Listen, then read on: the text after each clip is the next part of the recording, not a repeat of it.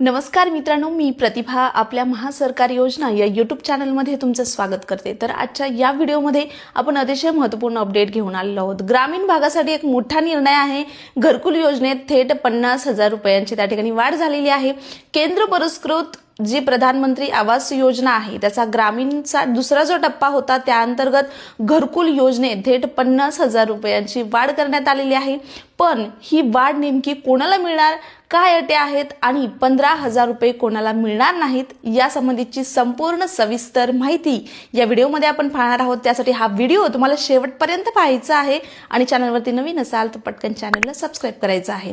तर ग्रामविकास विभागाकडून शासन निर्णय जारी करण्यात आलेला आहे। या शासन निर्णयानुसार 2024-25 पासून मंजूर होणाऱ्या घरकुल लाभार्थ्यांना राज्य हिश्श्यातून अतिरिक्त 50,000 रुपये देण्यात येणार आहेत। ही रक्कम कशी वाटली जाणार आहे तर 35,000 रुपये जे आहेत घर बांधकामासाठी दिले जाणार आहेत आणि 15,000 रुपये जे आहेत ते छतावर 1 किलोवॅट पर्यंत सौर ऊर्जा यंत्रणा बसवण्यासाठी त्या ठिकाणी दिलेले जाणार आहेत। मात्र इथे एक अट आहे, जर लाभार्थी सोलार यंत्रणा बसवणार नसेल तर त्याला 15,000 रुपयांचे अनुदान मिळणार नाही, जे की सूर्यघर सोलार योजनेतून दिलं जातं। म्हणजे पूर्ण 50,000 मिळवण्यासाठी सौर प्रकल्प बसवणं देखील आवश्यक असणार आहे। हा निर्णय फक्त प्रधानमंत्री आवास योजनेपुरताच मर्यादित नाही तर राज्यातील इतर जे ग्रामीण घरकुल योजना आहेत त्यांना देखील लागू असणार आहे।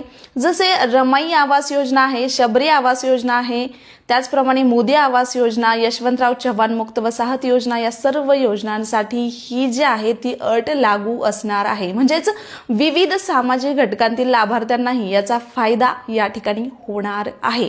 या GRची लिंक मी तुम्हाला डिस्क्रिप्शन बॉक्समध्ये देणार आहे, त्याचप्रमाणे टेलिग्राम आणि व्हॉट्सअप चॅनलवरती देखील देणार आहे। तर तिथे जाऊन आपल्या चॅनलला तुम्हाला फॉलो करायचं आहे आणि हा व्हिडिओ तुम्हाला आवडला असेल तर लाईक करायचं आहे, इतर मित्रांपर्यंत शेअर करायचं आहे आणि इथपर्यंत व्हिडिओ पाहिलेला असेल तर चॅनलला सबस्क्राइब देखील करायचं आहे। धन्यवाद।